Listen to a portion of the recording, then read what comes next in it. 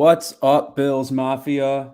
Welcome to a new episode of the Crowd Assist Podcast presented by Trainwreck Sports. Wake here with Jake Micah. And before we get into what is apparently being called by the person who named this room possibly a trap game, that was not me. I did not. Oh, that was me. I know it was you. There was only one other person. Yes, that was definitely me. But didn't like that? You didn't like that? No, I don't like it so much that I'm going to talk about Outlet Liquor instead of talking about the name of this. Outlet Liquor, the place to buy a case. What's your outlet? George Urban Boulevard in Depew, whether it's wine, spirits, Loganberry seltzers, anything you want. They got tastings going on there every single week. So if you don't know, if you really like tequila or rum and you see they have it going on over there, you can definitely make your way over there. Sample some stuff. They like to make sure the people that shop there are going home happy. That's just how the people at Outlet Liquor operate. What's your outlet? My favorite outlet right now with this show is this new section, this new segment we've been doing called Fact or Fiction. And so we're going to do it all over again. We got three facts, one fiction, and I'm going to put them up on the screen here. We are going to see exactly if Jake Micah can deduce what is the lost last week. False. We're 1-1. We are 1-1 on the Fact or Fiction so far. We are 1-1 on the Fact or Fiction so far. So this is, if this was a 3-game series like some baseball is apparently, which I still don't completely understand, this could be do or die for us. Don't ask me about baseball. No, absolutely not. But I am going to ask you about the Bills and the Jets. We got 4 statistics right here. The first one is that there are 7 teams in the NFL that have had 4-game win streaks this year. That is true. But is it true that the Bills and the Jets are 2 of them? Okay. Second one, the Jets have more receivers with 200 yards receiving than the Buffalo Bills. Okay. Zach Wilson has more yards per completion than Josh Allen. If that one's fact, everything that I believe in life is gone. And the last one here, the Bills and Jets are both bottom 10 in the NFL in rushing touchdowns. Okay. Did the Jets win 4 games in a row? I want to say they did. So I'm going with number 2. You're going with number 2? Yep. I'm going to tell you right now, you are correct that the Jets and Bills both have 4-game win streaks this year. The Jets ended last week when they lost to the Patriots 22-17. Yeah. Unfortunately, though, the Jets do have more receivers with 200 yards receiving than the Bills, and Zach Wilson does have more yards per completion than Josh Allen. The Bills are actually bottom 10 in the NFL in rushing touchdown. The Jets are not. The Jets are top 10. The Jets actually have more than twice as many rushing touchdowns as the Bills right now. The Jets have 9 and the Bills have 4. So there is actually a lot of fun stats to kind of pull from. The one that I didn't throw in there, and I'd love to hear your thoughts on it, is would you believe me if I told you that the Bills' turnover percentage was 4% higher than the Jets? Wow. No. Because that's true. Yes, actually. And it's part of the reason that I have trap game written up on our wherever you can see it on here is that turnover ratio. That is not surprising to me at all. Same amount of turnovers, but the Jets have played 1 more game. So naturally, because of that, Jeremy White made a good point on Twitter the other day that we would be going crazy. The Bills are currently on a 4-game win streak. They are, yeah. We would be going crazy over a 4-game win streak a couple years ago. In any season. It's just a part of life. And for the Jets, probably the biggest deal in a long time, that 4-game win streak.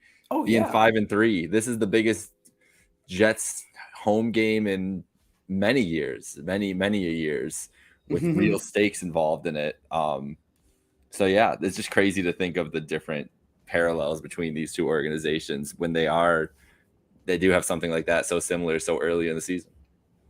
Yeah, I mean, I don't think that anybody really expected the Jets to be in the 5th wild card spot right now. No. And so, if you talk trap game here, if I'm going to entertain the phrasing Please of do. how you are describing this, I would do it because of the injuries that the Bills have right now, because this is not a situation that, like, yes, we did just get Dean Marlowe, and he's someone who, even though you just traded for him, you can depend on him to come into this lineup and play meaningful snaps from the jump. Like, he's someone, if it's him and Damar Hamlin at safety, it could be better, could be worse, whatever. Leslie Frazier's a good enough coach, but having on the do not practice for 3 consecutive days, both Matt Milano, Von Miller, and Jordan Poyer. Now, Von Miller did start as a vet rest, but it seems like he also has a bit of an ankle injury going on.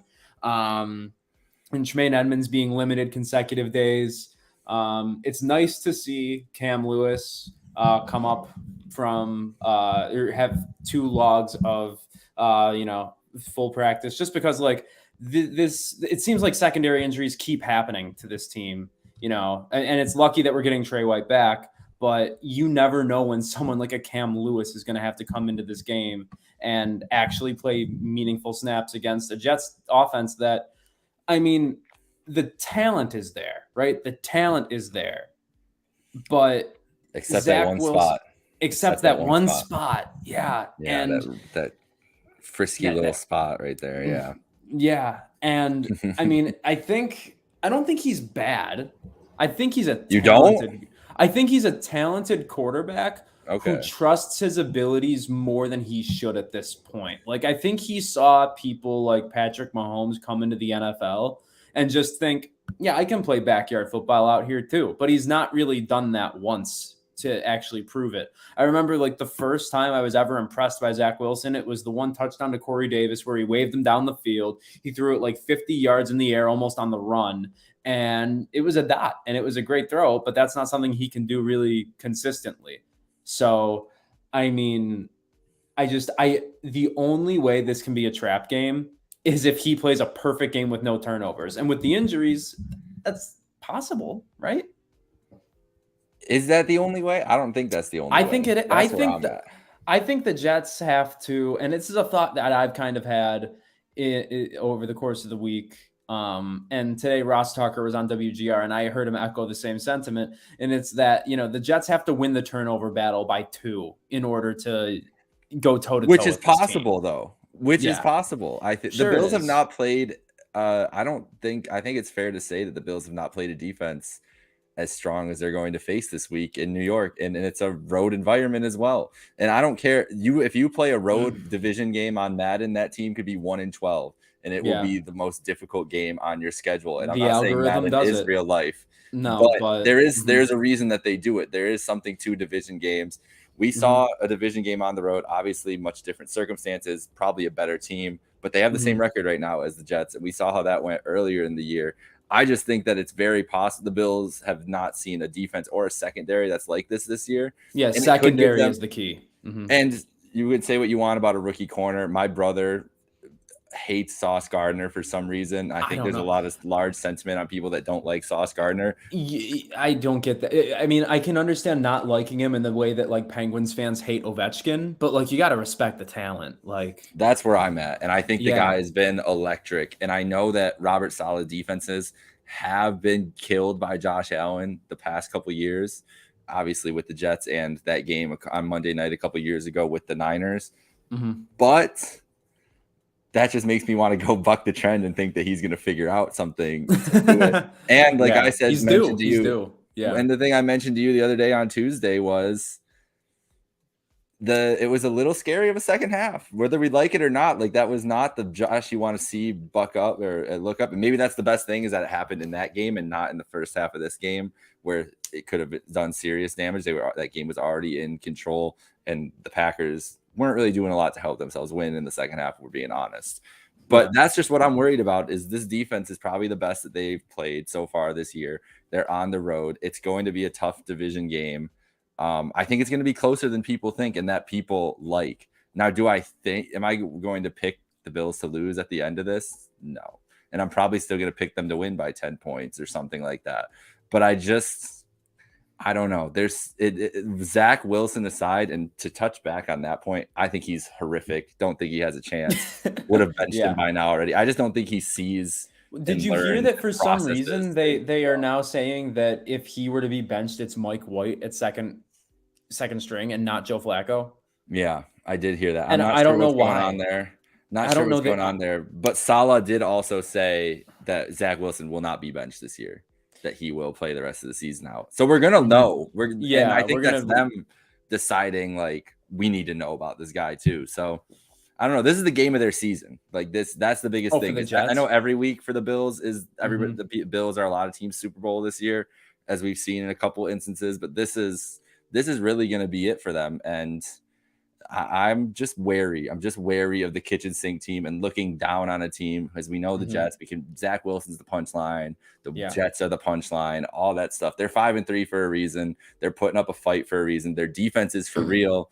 And who knows? Who knows? I just think that Bills fans should be wary, and I would imagine the Bills are, but it's also a come down spot from the Sunday Night Football primetime. It's all little tropes that I would go against, and that's why I'm worried about it. See, I think there are two things going for the Bills for this matchup, both involving running backs. One, the Jets were on that 4-game win streak, but that was with Breece Hall fully healthy and being a offensive rookie of the year candidate. Like, you could argue that he deserves the win, as like a win-loss record over Zach Wilson. So I think that, Michael Carter is good. He's a good running back, not great. James Robinson, it's still seeming like he's going to be the 1B to Michael Carter, which I don't think that's right whatsoever. And I don't think they'll be able to run the ball very well on this defense, especially now with Elijah Vera Tucker out as well, that young offensive lineman who's been absolutely lights out for him, way better than Mekhi Becton has been in his first few years. So on the Jets side of the football, the running back situation, just how it's progressed over the last 2 weeks for the Jets, really, really favors the Bills. But then on our side as well, the Jets linebackers are just straight up horrific. Like, let's call a spade a spade. Yeah. They're real bad, and they're not good against running quarterbacks. Jacoby Brissett lit them the fuck up on the ground, and that's Jacoby Brissett, who literally is just as sackable as Derek Carr. It's like, it's ugly watching him back there sometimes. And if he can juke out CJ Mosley, like if he can break CJ Mosley's ankles, Josh is going to leave him in a fucking infirmary after one run. And let's say the linebackers do key in on Josh, don't let him scramble. There's this new guy in town named Nyheim Hines, who the linebackers got to keep an eye out on coming out of the backfield as well. So, I mean, I feel like if the Jets are going to keep it close and are going to have a chance to win, the over is going to hit by like 15 points. Like, I feel like it has to be a shootout for them there. But also, they don't utilize their most talented pass catcher in Elijah Moore, who still doesn't know why he's not getting targets. Yeah. I mean, it's a peculiar, every time, I understand your arguments for like last week's Monday night game, Cincinnati and Cleveland. If you said one team was going to win 35-13 or whatever it ended up being, I would have said that's probably the Cincinnati Bengals. But it was a divisional game in prime time, which this isn't in prime time, but still, divisional game in the middle of the season where it really matters for both teams. And the lesser team, the clear lesser talented team, came out on top significantly and looked like the playoff caliber Bengals. So it's puzzling. It's just a puzzling game because I feel like I should bet the Bills minus 16.5 and feel confident about it. I mean, I wouldn't tell you that you shouldn't be. There's the way that these teams should play. I just think it's hard to predict a scenario where Josh Allen doesn't play well, and it's more of a surprise when he doesn't at this point. And we don't know what defenses are going to defenses. When they are slowing him down, it's by throwing shit at the wall and hoping that it sticks at this point. Like, literally. And hoping that knowing that he is going to adjust to it at some point in game, and hoping that it lasts long enough that they've already got a good lead or whatever else on the team at that point. That's what it is with Allen at this point. It's the same thing with Mahomes. Like, you can figure out those guys for a half. and then they will start moving and start putting drives together and getting plays and getting chunks and everything. It's just if you can withhold the runs of like that. And so how long can you, it's like the Flex Seal thing. Like how long can the Jets Flex Seal keep the onslaught from the Bills coming, and can they have scored enough points in that time to do it if they are able to slow down the Bills, which not a given. I just think that it's a possibility that people aren't. I feel like no one's talking about the Jets at all this week. Honestly, I feel like it's all been Hines talk. It's all been Odell talk after hearing from Bean yesterday. It's been all that stuff, and no one's really thinking about the Jets. Tre'Davious White coming back, like all this other stuff. And I don't know, like obviously it's probably not the same noise. It's inside the locker room, whatever else. Sure, but. Just from a fan perspective, it doesn't feel like the Jets game itself has been a large focus of the week. It might just be the way where we're at in the news cycle or whatever else. But I just think that it's a tricky game. It's a 5-3 team at home who's going to be fighting for a playoff spot. Like they're going to be putting hopefully in their minds, at least, their best foot forward. Yeah, and from like the Jets perspective, I think there's a big difference. There's a reason the Jets beat the Packers, right? And there's a reason that I think that this is a more tough out for the Bills than the game against the Packers was. And I think like if we learned anything from that game, that Sunday Night Football game, the night before Halloween, it was that the Packers didn't believe they could come back, right? Like that second half game script was weird. It just seems like they were like, all right, guys. I honestly think they thought if they got blown out that the morale would just be shot. So they were just like, we gotta get out. Keep this close. We know we can get down the field by running the ball. It's going to chew clock. We probably won't win, but we will not be embarrassed. And they were, if Josh Allen doesn't throw two interceptions in that second half, they still do get embarrassed. Like that's what would have happened. Yeah, for sure. But there is, you could tell just by like, and what Aaron Rodgers said to them coming out of the half was like, all right, guys, let's just go out there or whatever the fuck. It was like very that wasn't whatever play or halftime speech he gave them was not something that someone who believes they have a playoff caliber football team would do. Like he did not get them fired up. He didn't say, let's get out there, stomp their fucking throats, and let's make this close, and let's not let them run away with this because we are still here. I'm Aaron fucking Rodgers. Whereas this Jets team, they believe they can go in and win every game. They believe that they're 5-3 for a reason. If they're down 17 at half, they're not going to be doing that same thing. Like they're going to say, hey, Zach Wilson's going to be like, all right, guys, let's go make some goddamn plays out there.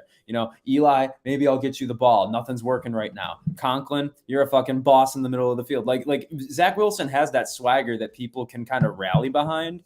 And, they have that, I shook my head at culture for so long, but they're not the most talented roster out there, but they're playing really well, and that's because Robert Saleh is a good coach and he's put in a good culture. And so, I think that it's going to be a lot harder to get this Jets team to feel like they're out of it than it was the Packers team, and I think that's outside of our own mistakes. I think that's the biggest challenge, is making this Jets team doubt themselves, because that's not something that any team has really been able to do this year.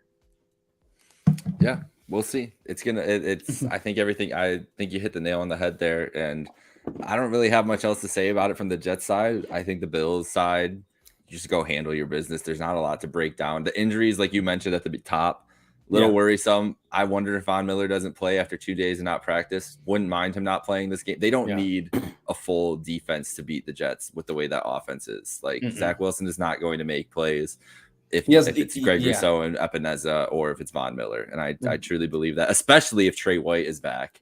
Oh my God.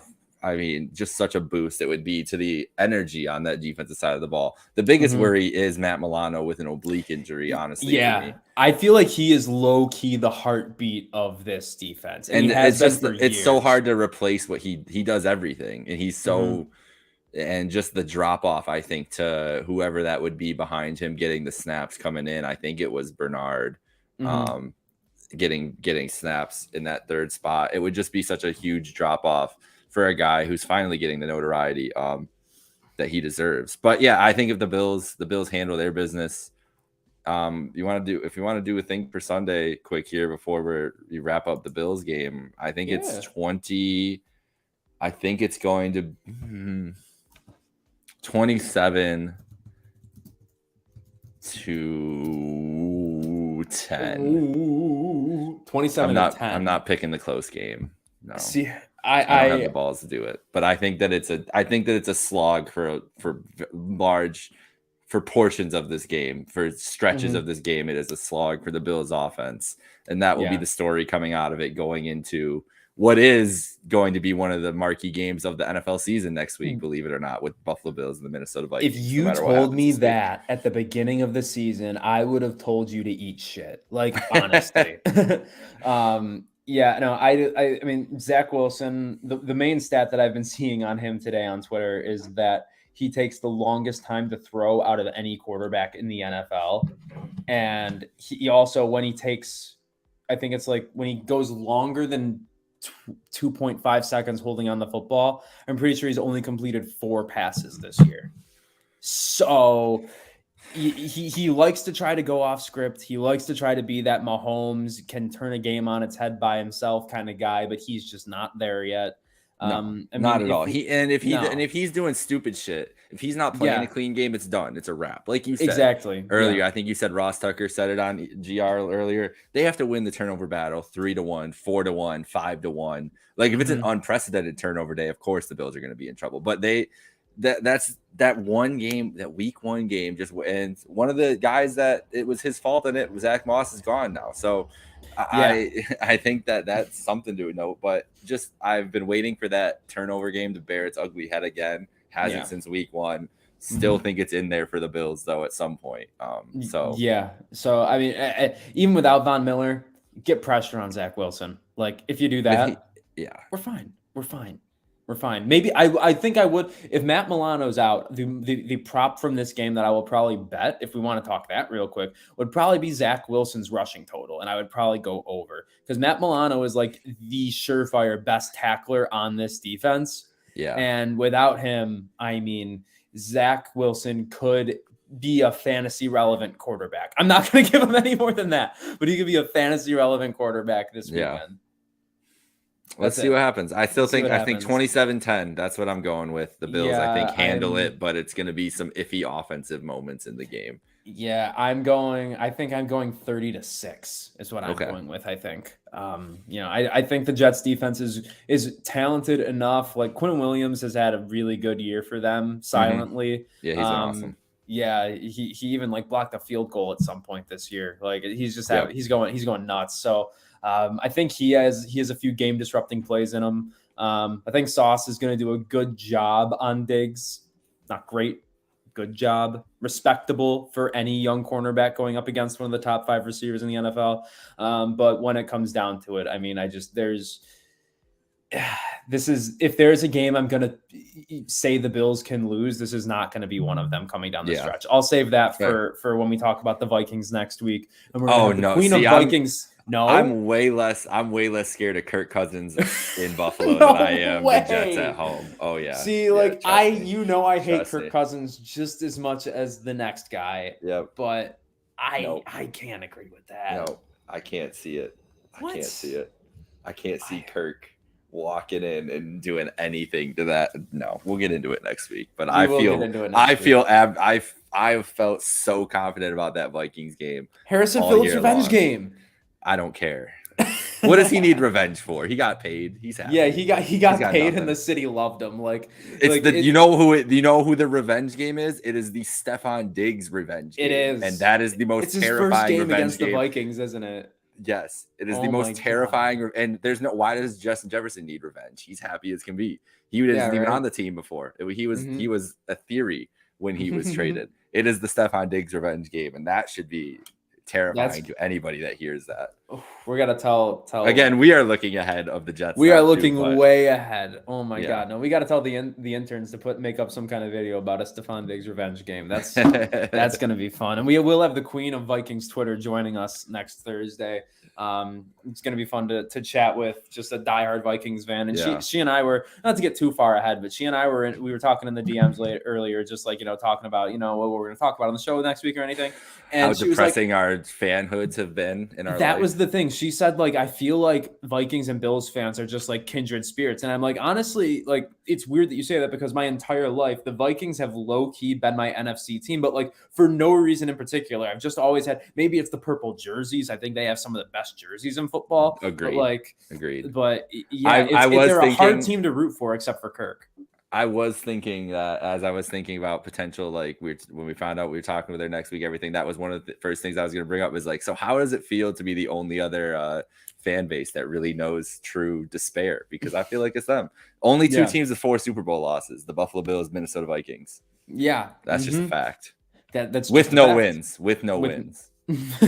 No, like the one time my girlfriend hates this that's happened, but we were in a Tim Hortons, the one by KeyBank Center in downtown, and I was holding the door open for someone who was then holding another door open for me, and we just kept going back and forth. No, you go. No, you go. And that's literally what next week's episode with her is going to be, just like pretty complimenting each other's just sorrow, just what we've gone. Yeah. Just it's going to be a good one. It's going to be a good one. But what do you want to talk about now? You want to go Thursday night football? This game's going to be a fucking stinker. We got other things for this weekend. Let's wrap up on the docket for the NFL in week. Let's wrap up with Thursday night football, I guess. Yeah. I don't really have a lot of words about Thursday night football, so maybe that's not the best idea. I think I'll just give I guess a couple notes I have for the rest of this week. I do think Thursday night, you got to bet everything on the Eagles. This Texans team is pretty fucking terrible. The fact that it's only 13.5 is worrisome, right? It's probably just because it's Thursday night. That's the only thing I could think of. It should be 16, 17. It seems so fishy that I want to take the Texans, but I know that's the worst idea. There's nothing I can get behind on the Texans really at all. But looking ahead to Sunday, I mean, Packers, this is really Lions. Packer. That is one of the games that I'm looking at just because both desperate teams. I mean, the Lions were not supposed to be this year, right? Like the Lions were supposed to be better, improved, maybe competitive, and the Packers are in full on desperation mode. Like the Packers have to get a win here to stay in the playoff race. Yep. I do think Colts Patriots, just for AFC standings wise, very interesting game. The Vikings are our opponent next week, going to Washington. I think that's a tricky spot as well. No, I would agree. Will definitely tell me a lot about what to expect from them. But the main event, I mean, Rams Bucks was supposed to be that's the loser leaves town game, right? It really is, which is kind of crazy because we're talking, one of the best one of the best days of football last year, regardless of the result, was Divisional Sunday, and that was the first game of it, which was an incredible game. I had 3 different parlays that all ended up hitting, and it was like back and forth. Like one is about to hit. Now none of them are hitting. Now all of them are hitting. Now none of them are hitting again. And me and my girlfriend's dad are just looking at the FanDuel app, and he's like, okay, but you need just less than 48 points. And this, no, you need more than 48 points. Oh, you did all overs? Oh, it was the most confusing game to watch when I had money on it. So that game, who knows? I feel like you said, loser leaves town for sure. But then the main event, Titans Chiefs, huge AFC implications. For the winner will have the lead on the 2 seed going into next week. So and the tiebreaker obviously going forward. 12.5 point favorites for Kansas City. I hate that. I am going to hammer the Titans. Even don't know if they can win. Willis? Really? I don't care. I do think the Chiefs do. Derrick Henry ran for 215 yards. That was against a Texans a defense starting 8 rookies, right? Oh, 100%. Yeah, and he dominates the Texans. But I just think the formula to keep the ball out of the Chiefs' hands is Derrick Henry, and they've had success with it. Yeah. They've had success in the past. I don't like Ryan Tannehill, so I don't really. I hate Ryan Tannehill. Yeah, that's honestly a plus for me. I don't care what it could be you at quarterback, and I would be happier than Ryan Tannehill. I might be 5'6.5", but I got a cannon, my friend. You can spin it. I know that. So I don't know. I just think that 12.5 point underdogs for Mike Vrabel is tough, but also that was the same thought when the Bills hosted them week 2. Yeah. And when you said, circle it up, bring it full circle. When you said that the Bills, this might be the best defense they play all year in the Jets, I was thinking, I think we just caught the Titans on a really, really good day. Like that defense is largely really talented. The secondary, not so much. Like this is like that Titans Chiefs game is a classic, what's the opposite of iron sharpening iron? It's like a little string just sitting on top of a rock. I don't fucking know. But like the Chiefs can't stop the run. The Titans can't stop the pass. Like if you told me there are no punts in that game, I would completely believe you. I might try to bet no punts in that game, actually. It could be. See if anybody has lines on that. I like that. Yeah, thank you very much. But if you guys out there have any concerns about this game, I thought you were going to argue a lot more on the Jets. Siri was asshole. I thought you were going to argue the Jet side a little bit more, but now we're both in. This is going to be a full thwomping. So if anyone's more nervous about this, let us know. Also, if you missed the, I am just the warning guy. I'm just like, listen, we need to think about these things, but it's okay. You are the guy who puts in the letters on the highway signs where it says don't drink and drive. When it's misspelled a little bit. Yeah. Yep, that's me. Just be aware. Just be aware. Just be aware. Yes. Well, if anyone thinks that we're overlooking them, let us know. Tweet us at CrowdusPod. If you think that. Actually, no, that's really it. Yeah, because we all just said that it's going to be whatever. Keep an eye out for Fact or Fiction. We're going to put that out tomorrow. I stumped Jake Micah today. Don't rewatch the beginning of this episode because then you're cheating. And you can tell your friends you were right, but you were cheating. And no one likes cheaters. So don't be a cheater. That's all we're going to say. I think that's it. Micah, any parting words for the fine people of Western New York? Go Bills. Go Bills. For myself, Outlet Liquor, Jake, Micah, all of Trainwreck Sports. We'll see you on Sunday. Good night.